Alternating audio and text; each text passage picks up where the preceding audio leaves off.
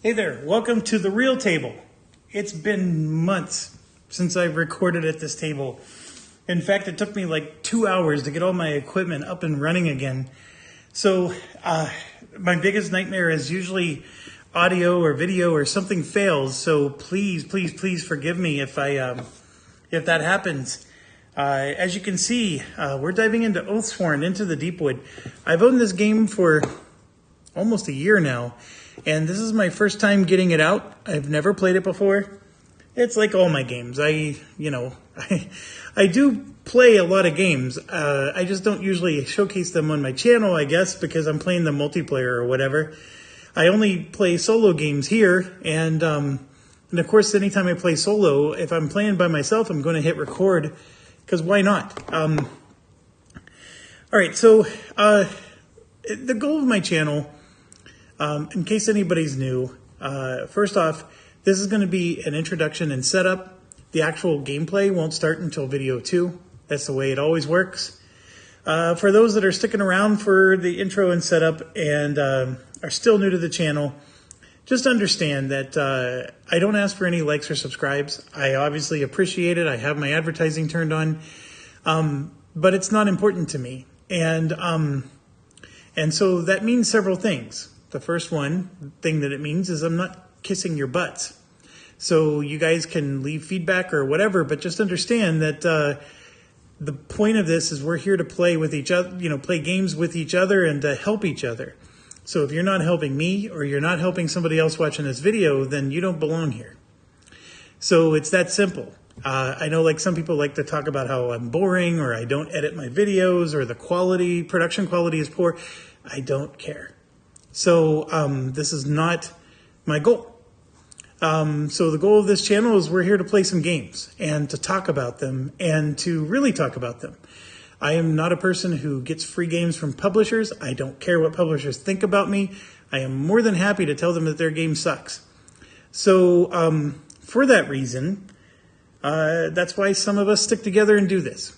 So this game, and also the whole reason I brought up my channel is usually I like to cover games that the mainstream doesn't cover. This game is covered to death. The industry covers that, if you want to find a better video than mine, you're going to find it. A couple of things though. I am not seeing that many YouTubers go beyond chapter 1. Like they play chapter 1 and then they stop because they're worried about spoilers. They're worried about whatever. Another thing with this channel is we spoil the snot out of it. So there's no, if you're worried about spoilers, go somewhere else. Again, so those were your warnings. We're done. Okay, so let's get into how do we set up this game? What do we do? Well, I don't remember what the pledge was. It's all in because I have these ridiculously overproduced houses and walls and trees that you can see way back there in the background. I also have this armory pack, which has a ridiculous... So every one of these miniatures, for example, the arm comes off or whatever, and I don't even want to take it off, but, oh, there it is. It just happened. So the arm comes off, and then you can, if you get him a sword later, you could replace it. And then you're supposed to put it on and then squeeze it, and somehow or another it all stays together. But so you can actually switch their weapons and stuff. That is way more than I ever asked for in a miniature. Look, I'm not going to say that it's stupid or it's dumb. It's just not something I need. But it's there, and a lot of YouTubers actually spend a lot of time talking about it. I actually think my first impression after reading the rules, and I watched a few videos, this game looks awesome. And I'm really regretting that I've taken this long to get it to the table. I was playing Skies Above Britain, and I know I did one patrol, and I disliked the game so much, I'm still chewing on whether I'm not going to do another patrol or not. That game just didn't sit well with me, but this one... Man, I'm excited. I want to get going. So let's do exactly that. A couple of things we got to do. So I got the encounter rulebook here. you need to start off with the story rule book. And there is a sheet that tells you how to organize all the tokens and all the cards. I'm not going to step you through too much of that. Just understand that when it comes to the cards, you are going to have a deck of cards that look like this. And see how it has a skull on top and the black. And then there's going to be another deck of cards that have a skull on top, and then there's this little E at the bottom. That's the only difference. I mean, it looks like one's a little darker than the other two, the background. And this one has, I guess, swords, and this one is more terrain looking. So you can clearly tell that those are meant to be two different decks of cards. On first glance, you may not realize that, and I just wanted to point that out. This is the enemy deck, and then this is your hero deck. So the Oathsworn is supposed to be the name for your party. I guess you're like the free company, your Oathsworns, you're going to hear me use the word hero, character. It's all going to be interchangeable for me, and I apologize. I'm not one who really cares too much about the terminology. It all means the same thing. There's monsters and there's heroes, and then there's allies. So those are the three types of things in this game, and so we'll just go with that. Technically, there's also summons. So, okay, setting up this game, like getting out all the components, sorting them, separating them, easily an hour or more. And I also haven't sleeved too many of my cards yet. So I will be in between videos or pausing videos to do that whenever we get out new cards. The big thing is you're not using all the cards at once, so you could do that as you go. I also got these fancy dice. I guess they give you regular dice, and then I got these upgraded dice. Usually, like with ISS Vanguard, the upgraded dice actually stunk. But this has really nice contrast. I love it. It's like whoever made these dice actually understands how dice are supposed to be used. ISS Vanguard could really learn a lesson from that. But these dice truly are upgraded. They're more beautiful to look at, and the contrast on them is excellent. So you can actually tell what the number is when you roll it. I mean, that's the whole point of dice, folks. So we got that. Okay, so how do you set this up? Well, it's actually quite easy. The rule book is excellent in that regard. We're going to find out if it's excellent as far as gameplay goes. It seems like there's no rule in this game that confuses me. It's more of putting it all together and remembering it all. And then, of course, we're going to be soloing 4 characters. So when you do that, that's going to be a potential issue as well. I will make mistakes, I promise you. As always, folks that have been here for a while, they know it. Just be kind. If you're going to post that I made a mistake, you're doing it for the purpose of helping anybody else watching this video. You're not doing it to tell me how dumb you think I am. Because I can already establish that right now. It's already. I don't need your validation on that one. So we're going to play the game, and let's get to it. Okay, one of the first decisions you need to make, and I contemplated doing it. It's like for video purposes, right? To try it out. So you have either what's called a full character. So this says here at the top, see it says full character setup. So you got all these characters and they have these little stars. So this is supposed to be how difficult it is to use them. And of course the 1 stars are meant to be like if you're really new to the game and you're intimidated by it, pick the 1 stars because those are going to be the easiest characters to manage. And then, of course, the complexity of them goes up all the way to 5 stars at the bottom. All right, so you got full character setup. One of your characters must be full character because if you're playing solo, you at least need to have 1 character be full. But the rest of them can be companions, which you can see is over here. And it's really hard to describe what the difference is, but if you've played Gloomhaven, and I hate comparing to other games because maybe some of you haven't played Gloomhaven, but so the difference is if you have a full character, you're going to have a deck of cards you have to manage. And you're going to have to cycle those cards, you're going to have to do things with them. Whereas if you have the companion, you don't have a deck of cards to manage. You have like a very consolidated skill set. very consolidated actions.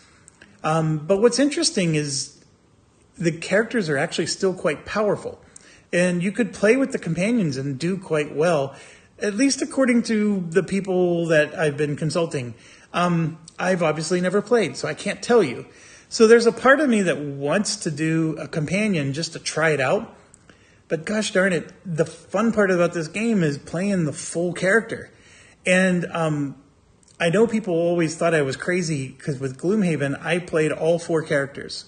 I did a 4-man party, and I did it all, and I didn't cut any corners. And people were like, wow, that's impressive. When it's fun, it's not hard.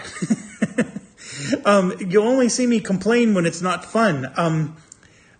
It looks fun to control these characters. So I am going to do 4 full characters. I'm sorry, but let me just really quick talk about the companion.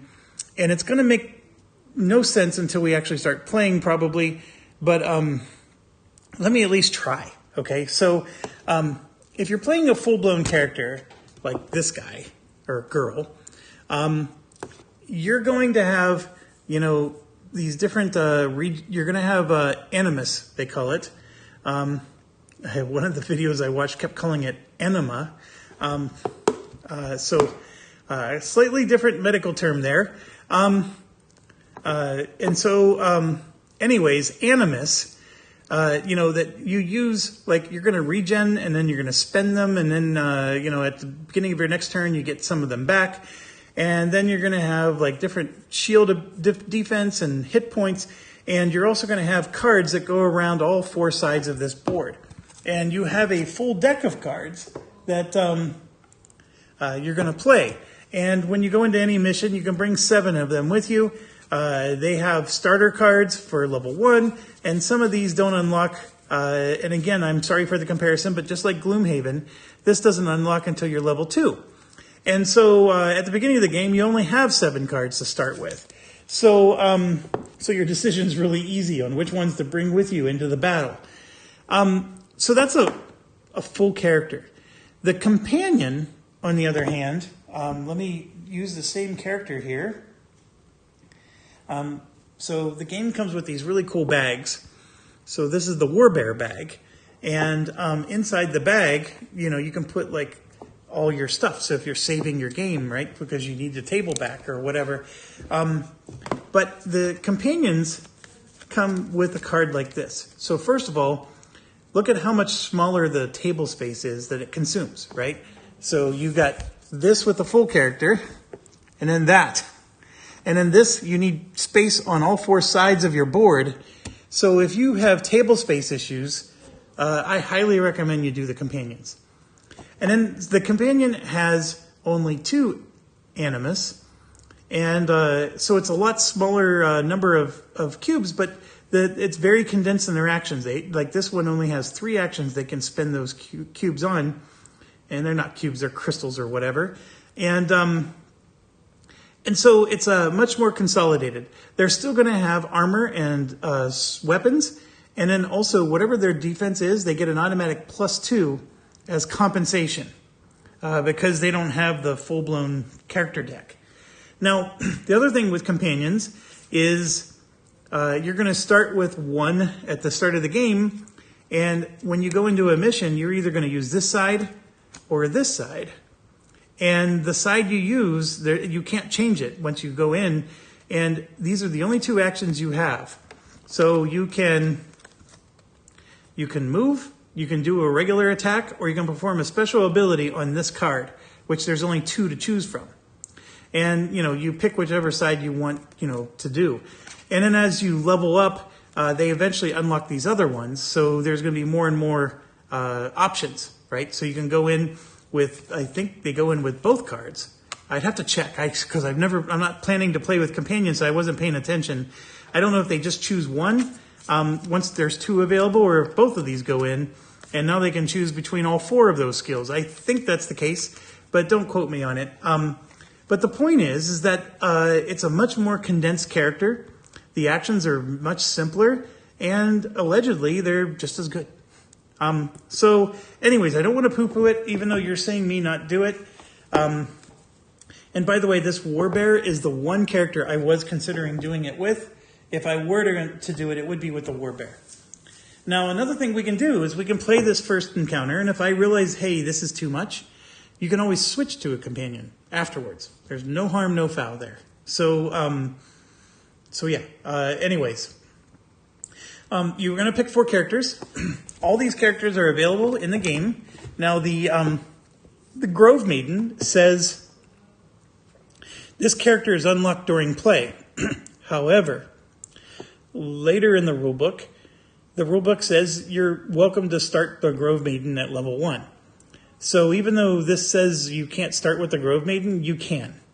And that was my biggest dilemma, because the Grove Maiden to me seems like the most awesome of all of them. The Grove Maiden is 100% my playstyle. And I loved what the Grove... Like, I was like, holy crap, I want to play the Grove Maiden. But I'm going to try to follow the game, and we're just going to unlock her when we're supposed to unlock her. She's also a 5 complexity. So I'm like, you know what? This is my first time playing, so I decided to put it out. One of the temptations is, of all the videos I've seen on this game, nobody's playing the Grove Maiden, so that would be a great one to showcase, right? But I'm deciding not to do it. Okay, so which 4 did I choose? We're doing I came up with a strategy. The first one is I want 2 tanks. One of them to be a guaranteed, like, uber tank, and then another one to be like a secondary tank, right? So I want 2 tanks because I think the combat is so important in this game. I want people with high armor and that can take hits. Okay, so that was rule number 1. Rule number 2 is I want diversity in equipment. So, case in point, when we get items in this game, it's just a random card draw from a deck of cards. So you could get a dagger, or you could get a gnarled staff. Well, if you have, or cloth armor, right, or leather armor, or heavy armor. Well, if you have all heavy armor characters, then those cloth armor and leather armors are worthless. So I wanted to focus on that and make sure that I had at least, because I said I wanted 2 tanks, which basically implies 2 heavy armor people. But then I want a leather armor, which is medium, and I want a light armor cloth. So that's my 4 characters right there, right? So that means I'm, narrowing each of these groups down. So I want some tanks. I want diversity in equipment. So that way we, no matter what we find out here while we're adventuring, there's going to be at least one character that can use it. And I think I mostly succeeded at this. However, there is one type of equipment that we're not going to be able to use. Well, 2, actually. The gnarled staff is not going to be very helpful to us, and neither is the dagger. And so for those of you that are familiar with this game, you already know which 2 characters I eliminated because of that. But I actually spent way more time analyzing and analysis paralysing this decision. But here's where I landed. So let me get this camera situated so we can talk about this better. Okay, so in the heavy armor category, you have the Priest, which is a 2-star. You have the Warbear, the Warden, the Penitent, and the Thracian Blade. Okay, so there's a lot of heavy armor choices. That was, I think, 5 of them. 1, 2, 3, 4, 5. So that alone was already difficult because I said I wanted 2 of them, but even narrowing that down to 2 was hard. Let me just say, I actually love all of them. The Priest was probably my least favorite of them, but even that looks cool.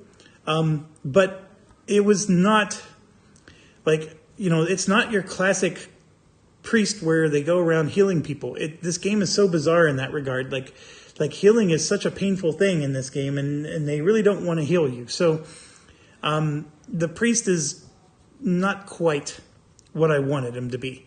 So he was easily ruled out. So where I landed is, I love the Blade, but the Blade has stances and cards that only work under certain stances, under certain circumstances. So I just thought he would be complicated to use, and if I'm controlling 4 characters, which I am, I think I would lose my focus. Because I think if this was my only character I'm controlling and I'm playing a multiplayer game, I think the blade would be awesome. Because I think that you have to like plan and set up, okay, I'm going to play this card, which is then going to put me in this stance.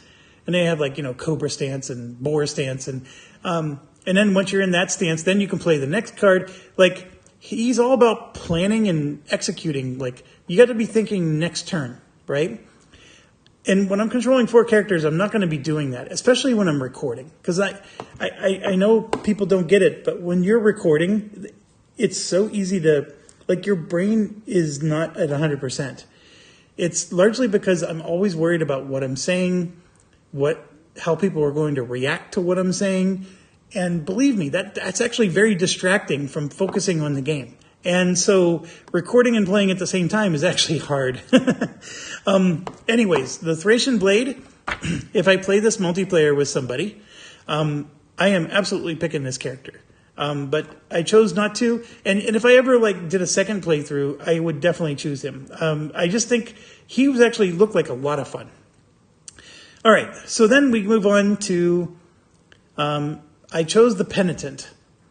Largely because the Penitent and the Priest are actually very similar. And then the Penitent is like your classic Paladin. The Priest is supposed to be the healer type. The Penitent also heals. And then he's like a hybrid. He's half Priest, half Warden.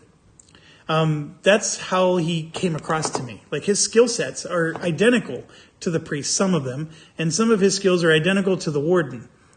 So the Warden was another one I was really contemplating, because he has a shield and he does all this stuff, but the Penitent also has a shield.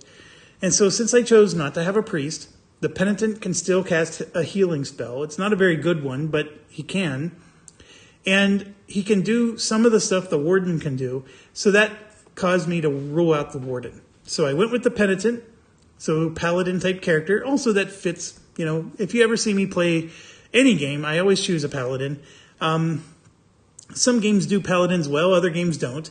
And then I chose the Ursus Warbear, which it was really funny because I told myself I'm not choosing the Warbear. I don't want the Warbear.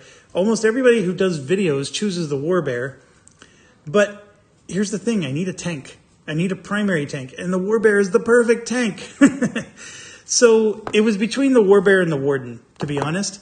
And since the Penitent did so I was contemplating doing the Warbear and the Blade, because these are the two I think I wanted. Pure tank and then pure fun, right? But then I was like, okay, this is going to be too complicated for me, so I'm going to settle on Warbear and Warden. But then I started studying the Penitent, and I was like, you know what? He does some of what the Warden does, so that's why I went with those two. Okay? So hopefully that makes sense. Next we go to medium armor. Medium armor, we have the Ranger up here. We have the Exile, which is like a barbarian. We have the Cur, which is like a rogue. And, he's all about high damage. And then we have the Huntress, which is here at the bottom. Okay, so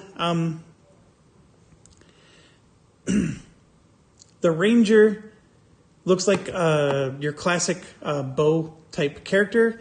I ruled it out because I wanted the Huntress instead. The Huntress also has a bow, but also has 2 falcons, which are summons. And if I can't do the Grove Maiden, I'm going to at least do the Huntress. I also wanted to do a 5-star, just to try out a high complex character. So the Huntress is it. I looked at the skills. They look like they're manageable. Actually, they look like they're way more manageable than the Blade. And so I went with the Huntress. So that ruled out the Ranger. Now, the Exile and the Cur just don't interest me. In any game I play, video game or otherwise, wearing leather armor and then being a frontline fighter makes no sense to me. So you're wearing hardly any armor, and you're up there taking a beating. And they usually try to compensate for it by having more hit points or dodge, right? They have like a dodge ability. like, you know, games try to compensate for the light armor by doing that. This game does not give me the impression that they give you any compensation. So having two characters who wear light armor and they're in the front line just getting pounded, it doesn't make any sense to me. Now, I will tell you, they look like they're high damage dealers. And I think that might be the attraction to it, right? So, hey, Jeff, if you're going to have the Warbearer and the Penitent, then why not have one of these? Because then you can do some high damage and those two guys can still do the tanking. Excellent point. I had to pick 4. I wanted a bow, because remember the diversity of items. These two wouldn't use a bow, so I wanted a bow. Because if we get a bow as loot, nobody's using a bow here, and that would have been a waste of items. So that's why I went with the Huntress. Okay, then last but not least is the cloth. The Grove Maiden, which we chose we can't do. The Witch, the Harbinger, and the... I think that's it. Yeah, so the Harbinger, the Witch, and the Grove Maiden. I was very tempted to do the Witch. The Witch in this game lays either ice or fire on the board, and then if there's enough of them on the board, they can then consume them to cast a spell. And so a lot of what they're doing is setting up the board and, you know, maybe spending a turn or two setting things up and then doing something big. I think that's why it's a complexity of 5. It looks interesting. It also satisfied another requirement I wanted to do, which was AoE, like just hit a lot of things at once. I have nothing against the Witch. Let's just put it that way. I just decided no to it in favor of the Harbinger. And I'm really not a fan of, like, the Harbinger has a lot of predict the future. So you have to, like, predict what's going to happen next. And then if it happens, then you get rewarded. If it doesn't happen, then you get a penalty or whatever. But I chose the Harbinger because I actually, after looking at the skills, he does have that crappy prediction mechanic, but I actually like the skills. So I thought it would fit well. So we chose the Harbinger. So he's like a manipulator of the future and time. Anyways, the Witch, I think, is a solid character. I don't see any reason why it wouldn't work. One thing I noticed is that I think I have the second edition of the game. The videos I watched, the Witch would put fire on the board, and if the enemy walked over the fire, they would immediately die, you know, because the enemy only has 1 hit point. I thought that was the coolest thing, and I was like, I'm totally doing the Witch, because the Witch is almost like a trapper type character, where those fire and ice things that are on the board are like traps, and then if the enemy steps on them, then bad things happen. But my version of the game, the Witch only does fire damage if they end their turn on the fire, which is a much more difficult task to achieve. Getting the enemy to move and then stop on the fire is a lot harder than just getting them to move over the fire. So I actually thought that made the Witch more complicated and more difficult to be successful with. And again, I just went with the Harbinger because the skills seem pretty cool. So anyways, those are my 4 characters. I know I did the analysis on it, but I just wanted you guys to understand like how I broke them down. There's not a single character here except for maybe the Cur, where I was like, you know what, I don't think it's going to work for me. The Cur is one of those ones where I just think that it has no armor whatsoever, and but you know what, maybe the amount of, because he has this mechanic where he can provide lethality, where he can do a lot of damage, or he can empower his dice. So I might be completely underestimating him. Like, he's just a really high damage dealer, but he's also squishy. So what do you call that? You call that the glass cannon, right? He's your glass cannon type of character. I just I felt like I'd be babying him along, and since I'm new, I'm going to make a lot of mistakes. I didn't want to do that. So anyways, that's what my thing is. So your rule book is going to have your step-by-step, what you need to do. You get your player board. We're going to get a hit point die which is right here. So we're going to play normal difficulty. I know I didn't get into, like, what does that mean? But the difficulty of the game can be increased. I am interested in maybe doing that in a future playthrough if I like the game. But right now we're going to do more normal difficulty. In normal difficulty, all the characters have 6 health. There is a difficulty level that's one step above it where you start with only 5 health. And then there's another difficulty level where you only start with 4. And these never change, by the way. For the entire game, you're gonna have no more than 6, 5, or 4. And the way you improve is you improve your armor. So the most difficult version of the game only has 4 hit points, which is significantly reduced hit points. And I think you have to play very smart. And I don't want to do that if I've never played before. So now this is one of those games, though, where if you play on the higher difficulty, you get better rewards. And that was the tempting part. I was like, because I love those games where you get more rewards. Gloomhaven is that way. And I liked playing the more difficult level in Gloomhaven because you got the better rewards for your trouble. And that, to me, was worth it. I don't know if it's the case here. So we're going to go with that. Okay, when you pick your characters, you get starting item cards. So each character has their own starting item listed here. Sorry for the glare. And so you just go through and grab the items that you need. Now, one of the things you got to do is you have to set up, you're going to have your box 1 set up. You're going to have your path A, and then all of your allies are in the front here. With a separator, and then of course your events are going to be here, and then you have an injury deck, a curatives deck, which we'll talk about in a second, and then your common item deck. Box 1 is the mission we're playing now. The other boxes are going to have like common items 1 through 5, 6 through 10, 11 through 15. This one, since we're in chapter 1, it's only the 1, by the way, on the card represents chapter 1. So this is the common item deck for chapter 1, and you can see it's quite large. We're going to go through this and give ourselves the items. So for example, the first person on the list is the Warbear. So I'm going to get the Pig Iron Coat, which is this, and then I'm also going to get the Fell Axe, which is, it's in here.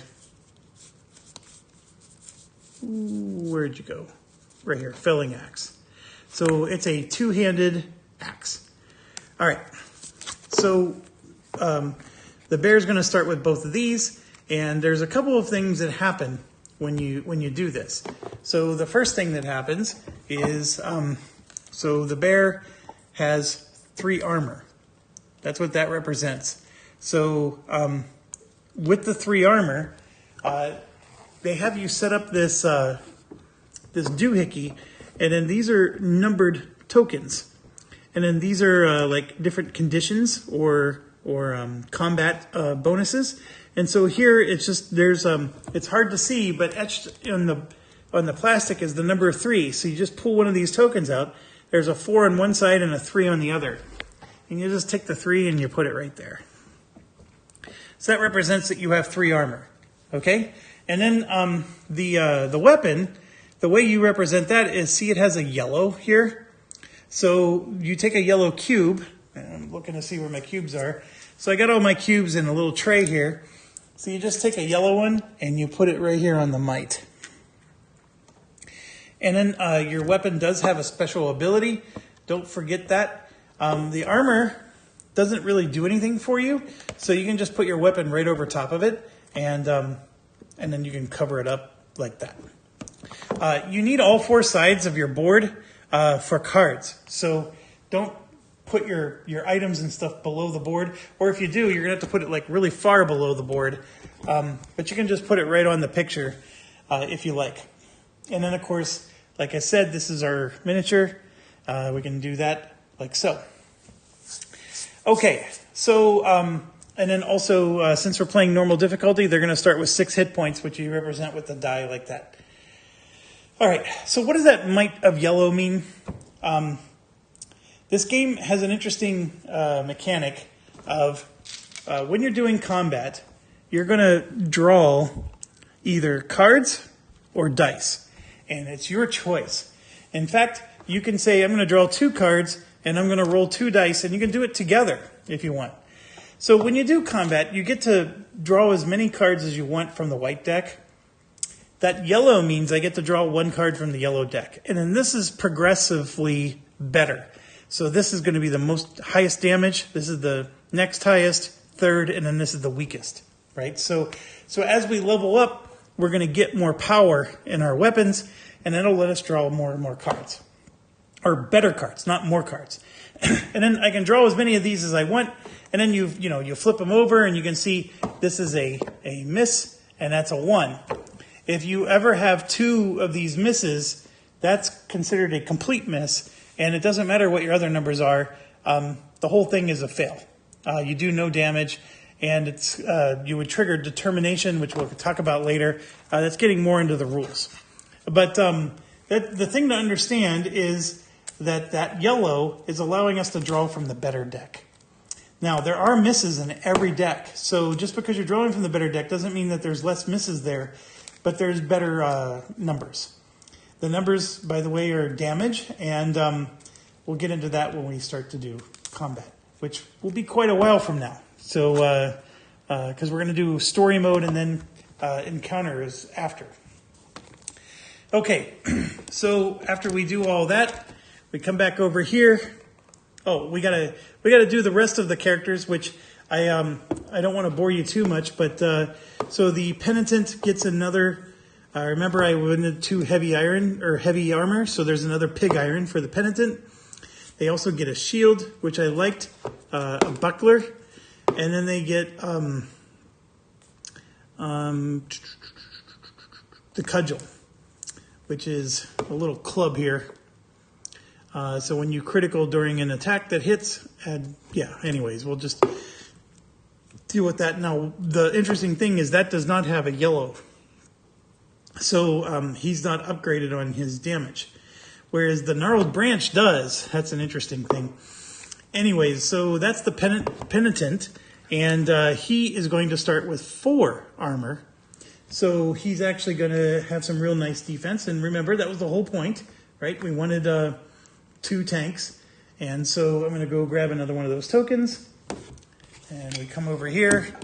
And we're going to put a 4 there.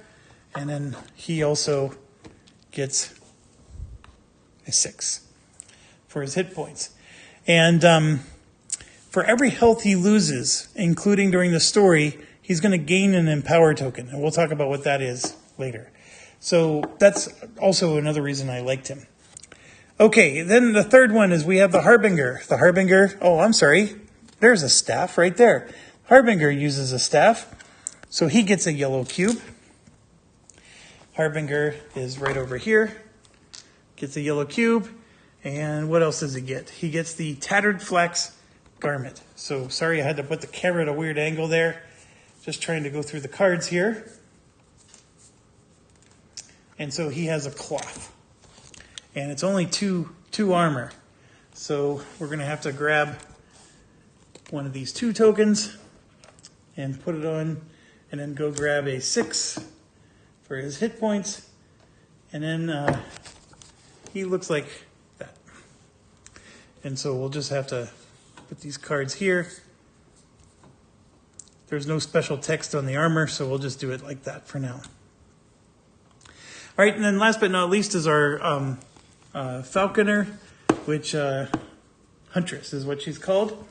So she's got the short bow and the long sword. Well, she has both. So the short bow is a 2-handed weapon. The long sword is a 2-handed weapon. How's that working? I guess you can equip either one. And then rawhide. I'll show you what all these look like in a second. And that's it. Okay. So the rest of these cards, you're going to shuffle, and then these are available to be purchased at a merchant, and also you could possibly get these through other means. But anyways, that's the key thing. Now there's going to be, so I'm going to go ahead and just put that back in. There's also a, here we go, common items, chapter 1. And then there's these items, which I need to flip around. These are called unique items. And so unique items are something we're going to get when we complete chapter 1. So the unique items are going to be a reward you get. I didn't, try to peek at them or anything, but the unique items I think are where it's at.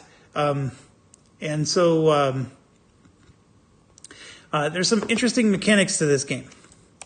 Now, the injury deck is a deck that you're going to build at the start of the encounter.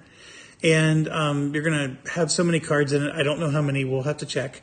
And then the curatives deck is basically fake injuries. I know that sounds weird, but injury deck is going to be full of cards that are not good for you. And you draw them if you take injuries. But you can put curatives and mix it into the deck. And if you were lucky enough to draw one of them, then when you're supposed to gain an injury, you really don't. That's the whole point of putting curatives in the deck. And you have to go to an apothecary to buy these and put them in the deck. It's a pretty interesting mechanic. We'll see how this plays out. I've never played a game that behaved that way, and I find it's a little interesting, and it's always curious when you see something new. So anyways, that's how that works. We won't be building that until we start the encounter, which will be a while. But like I said, these common items are a thing, and we can buy more. And then there's one last thing that you need to understand before you start the game. At the end of there's 21, 22 campaigns or chapters or whatever you want to call it. They're all represented by the number. So you have cards that are numbered 1 all the way up to 22. I think there's like 3 of them that are missing. They're in the rule book, like 18, and there's another one. The setup guide that tells you how to go through this, it lists those 3 that are missing, because you get those through some other way. They're just not available to you at the start when you unpack the box. There's all kinds of mystery boxes, and I'm sure that somewhere in one of those mystery boxes are those missing chapters. The number, like I said, on the card represents the chapter. And the way the leveling up in this game works is if you complete the chapter, you level up. So you're going to level up 18 times. And that's represented here in the encounter rulebook. So when you finish a mission at the very end, there is this chart here. So, for example, when you get to level 2, right, you're going to gain, all full characters gain ability cards, and it actually tells you what your bonuses are that you earn as you go through all your level ups, and it goes all the way to 21. And so you can sort of plan a little bit, like how is this going to work out? Who's going to, be able to get what? And some of the level ups help the companions. Some of them help the full characters. So different things happen to the different creatures throughout this. But it's a very interesting thing to look at. And then you get these free company traits, which are like additional bonuses that you can unlock. And if you made it all the way to chapter 21, you're going to unlock 8 of them. And I think there's 12 if I remember. So there's 4 of these you're not going to be able to get, even if you get all 8. And then there's explanations on what they all do here. But the key thing I wanted you to be aware of is when you end the round, end the encounter, okay, you either succeed or fail. We can talk about that. Failure is basically all 4 of your characters get knocked out or killed. Succeed is anything less than that or better than that. You can always choose to replay the mission because you want a better outcome, but there's this scoring mechanic where you record who got KO'd, Even if you restart, you don't get to erase that part. But you can restart it because maybe you want a better outcome, et cetera, et cetera. But here's the key thing. You gain a level according to that chart, and then you replace the item deck. So remember, we have item deck 1 right now, right? Because we're in chapter 1. Well, when we go to chapter 2, we're going to take all the item 1 card, chapter 1 cards, they're going to be out of the game, and we're going to replace them with chapter 2. But here's the key thing. You're going to gain items, 3 of them, from the new chapter. So if we move to chapter 2, we're going to gain 3 common items from chapter 2. And then we can distribute them however we like. And then we're going to get 2 unique items from chapter 1. Because remember, you don't get those until the end of chapter 1. So from chapter 2, we're going to get 3 commons, and then you're going to get 2 unique from chapter 1. And then you gain 1 more, by the way, if you're up the difficulty, or 2 more if you're at the worst difficulty. So if you're willing to start with 5 hit points instead of 6, you'll actually gain 1 more unique item. If you start with 4 hit points instead of 6, you'll gain 2 more unique items. So the unique items are more, you get more of them if you do the higher difficulty. That's the reason why I was so tempted. But here's the key thing, is somewhere in here, and I skipped over it somehow. How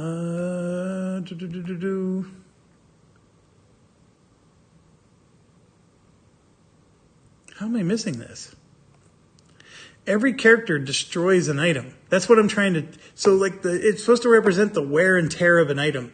So at the end of every encounter, everybody has to discard 1 item from their inventory. So, if you're carrying around a sword or whatever that you like, or your armor, you have to choose 1 thing and it's gone. So you have 4 characters in the game and you're only gaining 3 here. Now you do get 2 unique items, so technically you're gaining 5. So you're gaining 5 items and losing 4 every time. And that's assuming nobody got KO'd. If you get KO'd, one of the penalties is that you lose a 2nd item. So all unconscious characters gain an injury. All Oathsworn lose 1 item they equipped in the encounter. 2 if they went unconscious. You know what? That only happens... I'm sorry, yeah, this happens all the time, no matter what. That's where it is, right there. All Oathsworn lose 1 item they equipped. So it's an item you equipped. It's not even something in your backpack. But if you go unconscious, you lose 2 items. And then they get put back in their original item deck. So we're going to gain 5 and lose 4, assuming nobody gets KO'd. If 1 person gets KO'd, we're going to gain 5 and lose 5. It's a little crazy, if you ask me. Now, I do have a plan to mitigate it, and I don't know, like, maybe I'm overreacting, but this seems like, how do we get ahead, right? How do I gain money? Because you could sell items for money or whatever. How do I get better equipment if I'm constantly losing equipment? And this is assuming that the 5 items I get, that I want to use all 5 of them. So just bear in mind that this is definitely something you're going to want to have in the back of your mind while you're playing and building up your character and doing all this stuff. I don't want to get into it too much, like my mitigation plan, until we start playing, but I think we're ready to start playing. As far as everything else goes, there's a whole bunch of miniatures.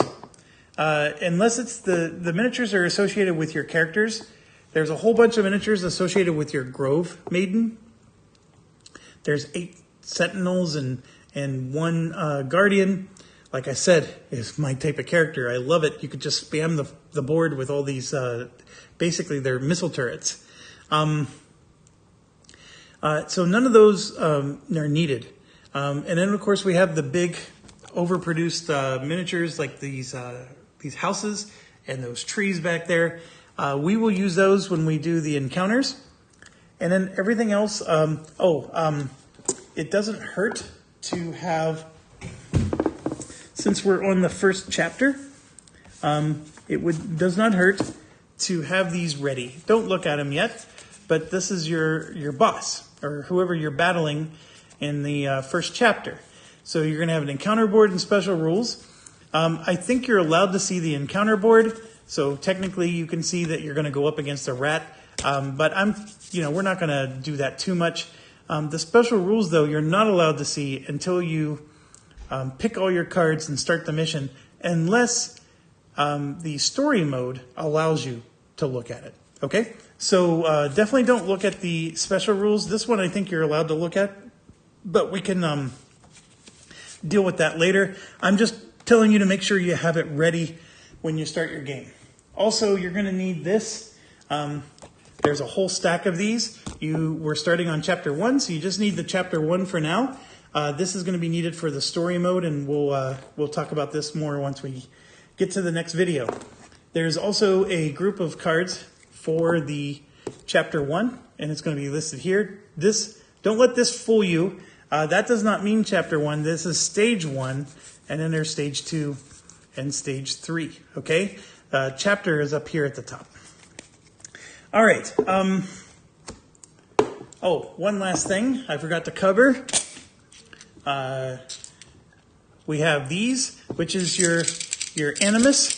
And so the way this works is, let me put the camera down, is you can see here at the bottom of the board, I don't know how easy that is for you to see. See, it says 9 max animus. So we're going to take 1, 2, 3, 4, 5, 6, 7, 8, 9. So he gets 9, and these are in the spent pool. And then through mechanics in the game, see the 6 regen? At the start of his turn, 6 of these are going to move over to the available pool. And then as you spend them, they go back here. So for as long as he has 9 max, these are going to either be here or here. They don't disappear. And so we got to do that for every character. They're not all the same. So like the Harbinger is 9 and 7. And then the Huntress is 8 and 6. And the Penitent is 8 and 6. So they all have a different number, but we got to set that up as well. And if you had a companion card, they would only start the game with 2. All right, so I'm going to do some of that offline. I am going to sleeve some of these cards, and then I will see you in video 2, where we will start the story mode and start the game. Thanks for watching. Stay awesome.